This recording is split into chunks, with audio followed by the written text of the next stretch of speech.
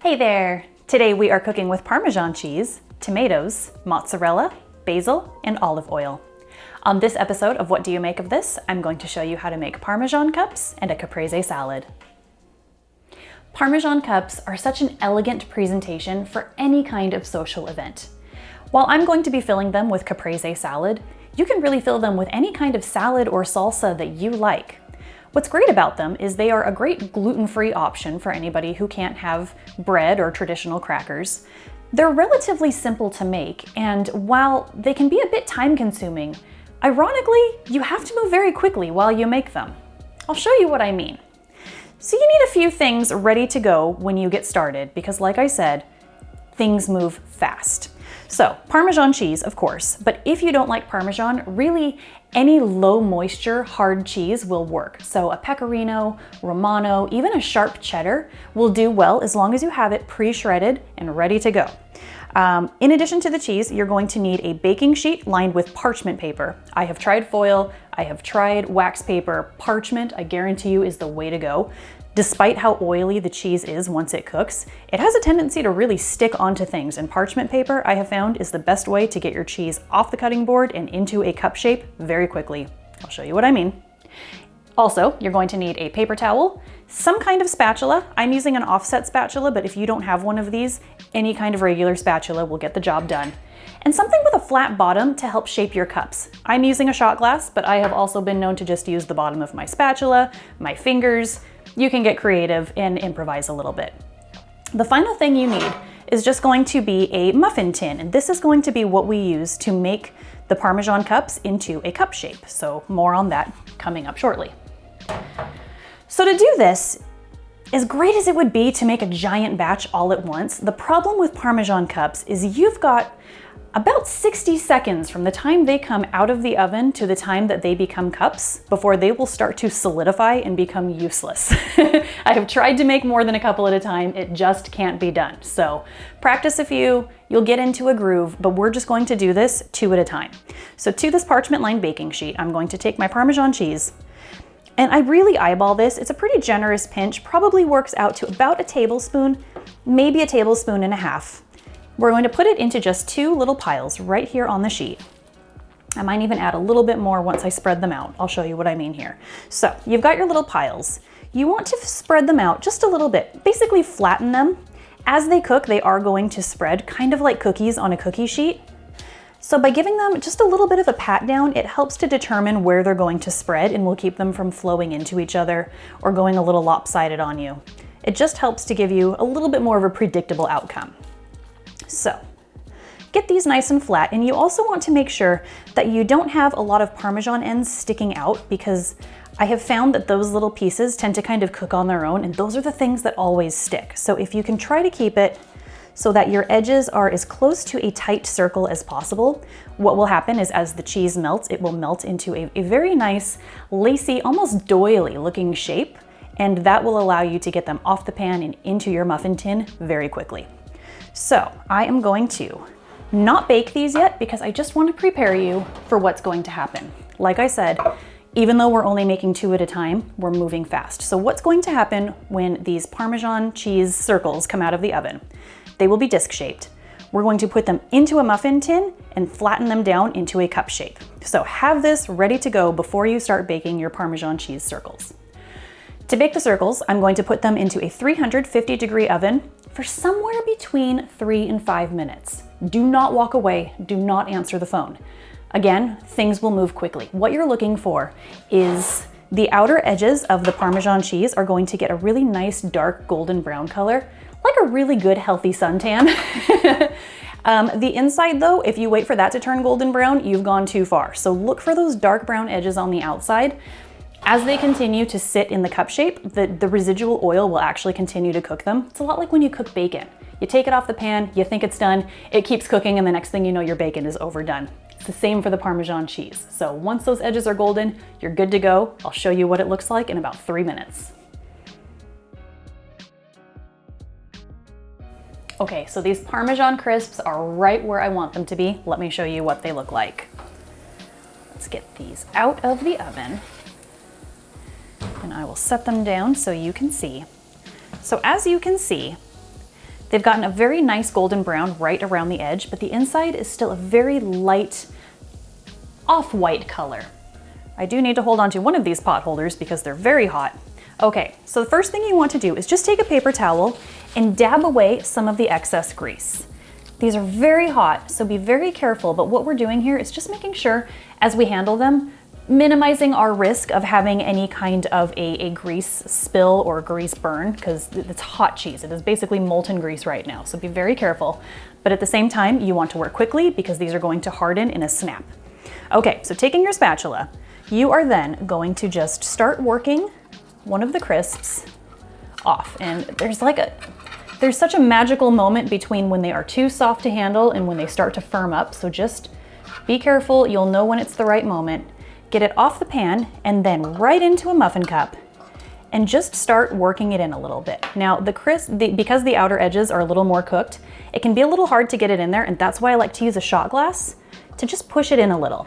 Don't worry too much about perfection because this is one of the beauties of it, is it's really just kind of a free-form cup.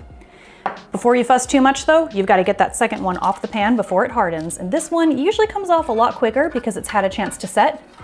These are hot, so be careful as you handle them. But like I said, I do not recommend making more than 2 at a time because by the time you're ready for number 3, he's already getting solid. Okay, so same thing, we're just gonna press it down. Use your cup or whatever you're using to just get in there because your fingers will burn if you try to do this with your bare hands. Even me, and I burn myself all the time in the kitchen. So get that in. And that is basically going to be the start of the 2 Parmesan cups. I'm very greasy, so I'm just going to dry off while we talk about it. So these are going to hang out, and as they cool, they're going to set and they're going to get hard. And the longer you leave them to sit, the harder they will get. You just repeat this process over and over again until you have the number of cups that you want. If you have a second sheet tray or even a third or a fourth, you can really get a good assembly line going, especially if you have an assistant and you can do tons of these in a relatively short amount of time. But this is basically what they look like. So I'm going to keep working through this until they're done. I'm not going to show you that part because it's pretty repetitive. The next thing I'm going to teach you how to make is that Caprese salad. Okay, so while these Parmesan cups were cooling, I did get started on my tomatoes. They're not done yet, but I'm just going to put a pin in it and I'll show you how to make the rest of the salad first. So let's get these out of the way. They will just continue cooling, and as they do so, they will start to harden. I'll give you a little look though. As you can see, they're holding their shape very nicely, and like I said, the longer they sit, the harder they will get. That's a good thing.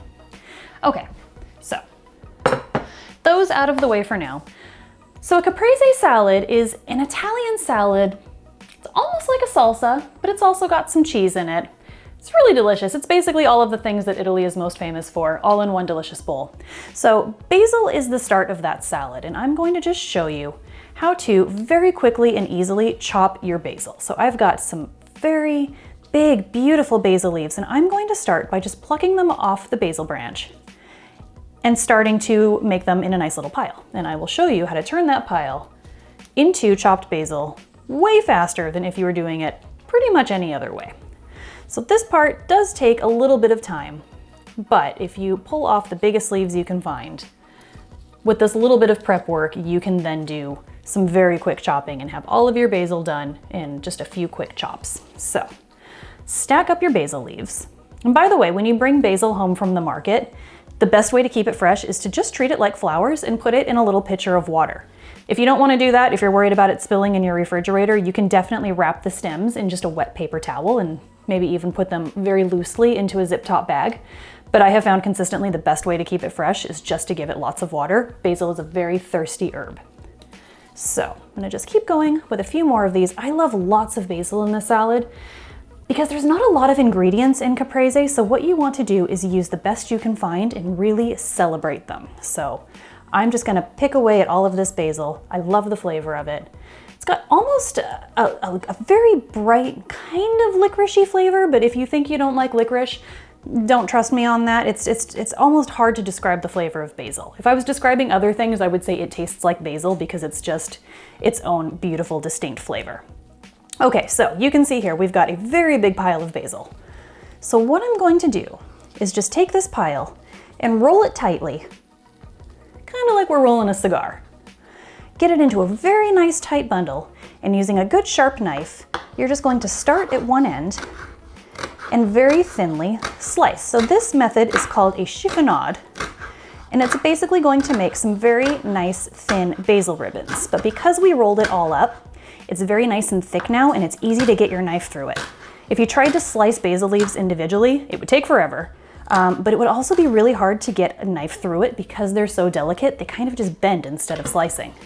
But by doing it this way, you get really nice, beautiful ribbons of basil that look so beautiful running through the salad. And like I said, the hardest part of it is just stacking up all those basil leaves, but once you've done that, you run your knife through it, and now we've got like almost a cup of chopped basil ready to go. So it's worth that step at the beginning just to have this much basil done, and we don't have to think about it for the rest of the cook time. Okay, so get those little bits out of the way, and the basil is just gonna hang off to the side until we're ready for it. So the next thing I'm using is mozzarella cheese. And this is a pretty firm mozzarella. This is like a pizza style mozzarella. You can also use something like a bocconcini. You can use a harder mozzarella, the kind that comes kind of plastic wrapped on the cheese aisle. Use what you like, use what you have, but mozzarella, super traditional in this salad. So I'm just going to try to get it into cubes, about maybe 1/2 inch cubes, and cheese can be really tricky to slice if you don't have a cheese knife. And I don't have a cheese knife. I have talked about this in other episodes. I kind of hate utensils that only have one purpose in my kitchen, and a cheese knife is one of them.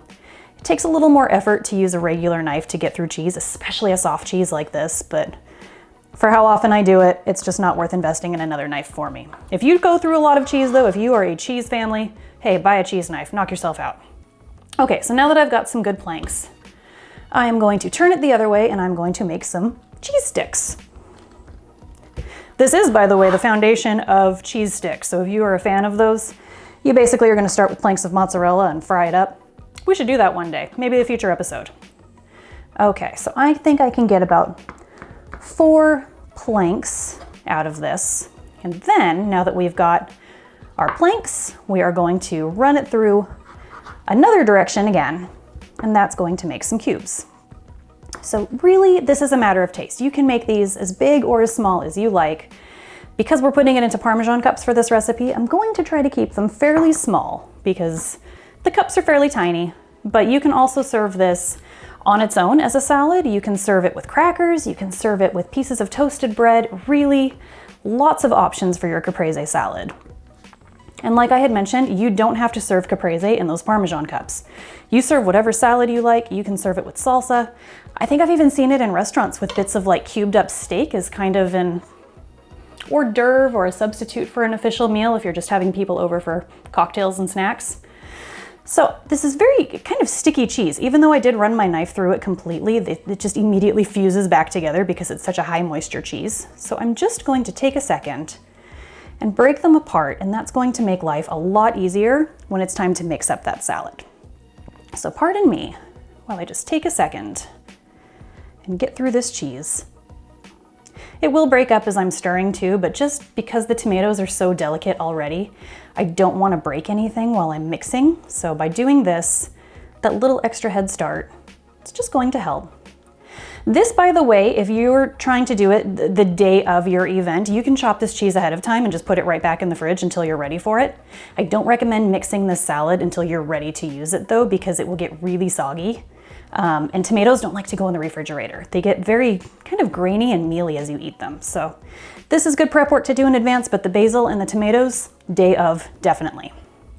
Okay, I think, yeah, we're just about ready. Here's one more big chunk of cheese. That's my idea of heaven, by the way, just a massive chunk of cheese to eat. My favorite snack. Okay, that's looking good. Will it fit in that bowl? No, we're going to need a bigger bowl. So let me trade that. Get that little guy out of the way. And now we can just get all of this lovely mozzarella right into a bowl. Provolone would be another great cheese if you're not a big fan of mozzarella. I don't think I've ever met anybody who didn't like it. It's a very mild blank cheese, but if it's not your thing, try provolone. It's got a little more flavor. Okay, that is also a really big chunk. It's guaranteed to be the one piece that I try to get into a Parmesan cup. Okay, so that is the mozzarella, that is the basil. I've started the tomatoes, but it's time to finish them. So let me get this knife out of the way. And what I want is another cutting board, just because these tomatoes are so juicy, and that way I keep my other board nice. So I am using for this really the freshest, most beautiful, most flavorful tomatoes that I could find. For me, the day that I was in the grocery store, it was these really beautiful heirloom tomatoes that are all different colors and shapes and sizes, and you bite into one and man, does it just taste like summer. So that's what I bought that day. Tomatoes on the vine are really nice year round, but if it's summer, look for the tomatoes that when you smell them, they smell like tomatoes. These smell like tomatoes. That's how you know they're ripe and they're delicious and they're beautiful. So I live in Canada. These were the freshest tomatoes I could find at this time of year, but depending on where you live and when you're shopping, you might find some big, beautiful tomatoes. They all work as long as they're fresh and delicious. Okay, so how do I want to do this? I'm going to just keep the bowl, and I'm going to use a serrated knife. I've seen some knife commercials that are like, ooh, it chops through tomatoes, like it's really hard to do. Really what you need is a serrated knife. And as long as your knife has these nice scalloped edges, it'll sing through any tomato. So that's the secret. Scalloped knife, not a flat one. And then all you do is tear it right through. Oh, look at that, slices through tomatoes. So, because these are all different sizes, I'm gonna kind of just very roughly chop through them. And they will be all different sizes. Some of these will be half moons. Some of these will be little triangles. It's rustic. That's what we're going to call it. Whenever it's kind of mixed up, call it rustic, and now it's intentional. Okay, so again, because I'm putting this into the little Parmesan cups, I'm trying to dice them pretty small. So some of these are going to be 6 pieces, some will be 8, some will be 4. My tomatoes are all different sizes, so just bear with me here while I cut through the last few. Look at these beautiful yellow tomatoes. How nice are those? Get those in. So some Caprese salad recipes will call for balsamic vinegar. I'm not going to use that in this recipe for 2 reasons. One, while I love balsamic vinegar, I personally find that in a Caprese salad, your salad tends to taste like balsamic vinegar. Not necessarily a bad thing, but it can overwhelm some of these other really delicate flavors like the basil, the mozzarella. However, I would say that if you have looked and just the tomatoes are not that great, but you are very determined to make this salad because you want to, and that's fine.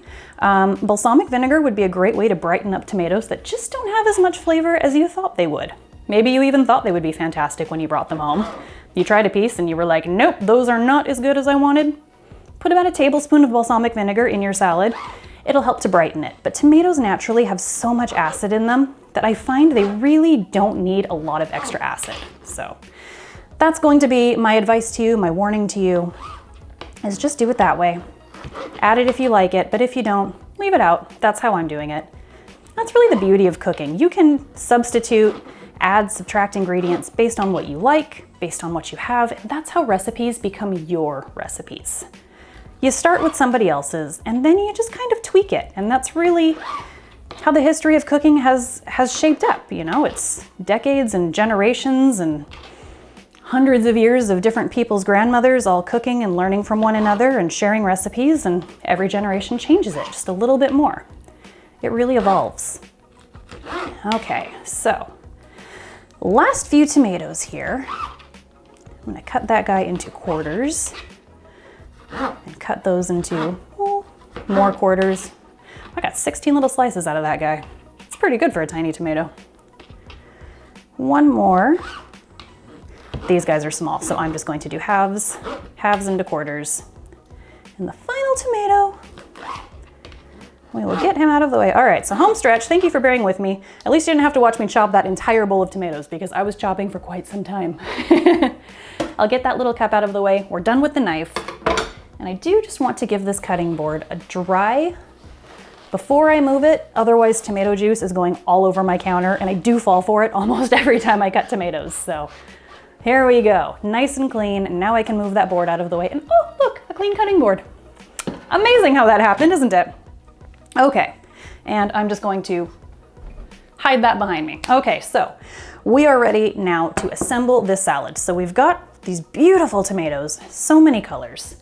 To that, I am going to add in this mozzarella cheese that we cubed, And again, they've kind of fused together, so just try to break them up as you're moving them into your bigger mixing bowl. Just like so. Try to crumble those up a little bit. Nice. Get that bowl out of the way. On top of that, all of this beautiful basil that we chiffonaded into the bowl. I don't know if chiffonaded is a word, but it is now. Okay, so to that, I am going in with just a nice, beautiful extra virgin olive oil. And this is really, it's a matter of taste. I've probably got about 3 cups of tomatoes, about a cup and a half of mozzarella, about a half a cup of basil. I'm going to just start drizzling this because really this is the salad dressing. I'm probably gonna do a good 2 or 3 tablespoons of olive oil, which seems like a lot, but unless you're going to sit and eat this entire bowl of salad, it's really not that much per person. And then some salt. So again, pretty big salad. I'm probably going to go in with about half a teaspoon of salt. Tomatoes love salt. And same thing with pepper, very generous with the pepper too. Again, if you're not a big fan of the pepper, leave it out. Well, don't leave it out, put a tiny bit, it'll get some good flavor. But I'm gonna go probably about half a teaspoon of the pepper as well. And then, because everything is so delicate, be very careful as you're mixing it. I'm just going to give it a very gentle toss here with just 2 big spoons. Okay. Just like so, and really you want to pick up everything from the bottom and move it to the top, and that's going to allow all of these different flavors, the olive oil, the salt, the pepper, the basil, to really cover everything. And as this sits, it's almost going to marinate in the tomato juices and in the olive oil, and everything is going to kind of flavor everything else. So especially the mozzarella cheese, it's almost like a little flavor sponge. So it's going to absorb the tomato flavor, it's going to absorb the basil, it's going to absorb the olive oil, which has a beautiful floral flavor. This is the one time I would say I would discourage you from making substitutions, because this, again, it's generations of beautiful Italian cooking at its finest. These work together beautifully. So beautifully that people say caprese salad is basically, it's the colors of the Italian flag traditionally. It's red, white, and green. And these are like the mother flavors of Italy. So leave it as is. There we go. Okay, I'm going to get these last few little ribbons of basil off. And you can make this a tiny bit in advance. Like I said, don't do it too far in advance because tomatoes do not like the refrigerator. But about half an hour in advance, let it sit, let all of those flavors come together. And once this has had a chance to kind of have a soak, I'll show you how we fill up those cups. Okay, so our salad is done. Our Parmesan cups have really had a nice chance to sit and set. These, by the way, you can make a day or 2 in advance. The longer they sit, the firmer they will get, which makes them better for serving. But, by the way, if making these beautiful little Parmesan cups is a little too much fuss for you, you can actually just make little tiny piles of Parmesan cheese, bake it, leave it in the flat discs, call it crackers. I've done it, it's beautiful, it's delicious. You do what works for you. But if you want to do this full, beautiful presentation, we're going to take these little cups and just take a scoop of salad, and you just want to make sure you get a little bit of everything, because how sad would it be to be the one person who chose a cup that didn't have any basil or any cheese? Well, I mean, I guess every cup is gonna have some cheese, but you want a little bit of that mozzarella too. Okay, and just start filling these up. So you do wanna make sure they won't get, well, they'll get a little soggy, I'll be honest with you. So if you are making a very saucy or dressed kind of salad with this, try to do this at the last minute, but also try to leave behind as much of the juice or the dressing as possible. And that'll just help to make sure that your cups stay fairly dry on the bottom. So fill that up, trying to pay attention here to the colors, because really we eat with our eyes first. And if you're doing this as part of a social event, really pay attention, would be my advice, to how everything looks from the top, because we tend to just reach for the prettiest one first. And if they're all pretty, then nobody's fighting over who gets what, right? So another little scoop there. What a great call to use all of these multicolored tomatoes too. There's just so many bright, fresh colors going on. Even people who think they don't like salad, I mean, you're gonna love this salad between all of the different flavors. And really it's like kind of a cheese salad, and who's not to love that? It's just fantastic. So even people who don't think they like vegetables, I bet you're gonna like this one. Okay, so get that last little cup filled up. Here we go. I want a little bit more on this guy. just to make sure it's nice and full. Maybe a little more here. There we go. And this is going to be a showstopper of a salad that really, between the Parmesan, the basil, the mozzarella, the tomatoes, the olive oil, this highlights all of Italy's most famous flavors. And here we have my beautiful Caprese salad in Parmesan cups, sure to brighten up any special event. As always, this recipe can be found in the description below. Please like and subscribe for more videos. I'm Jessica. Thanks for watching.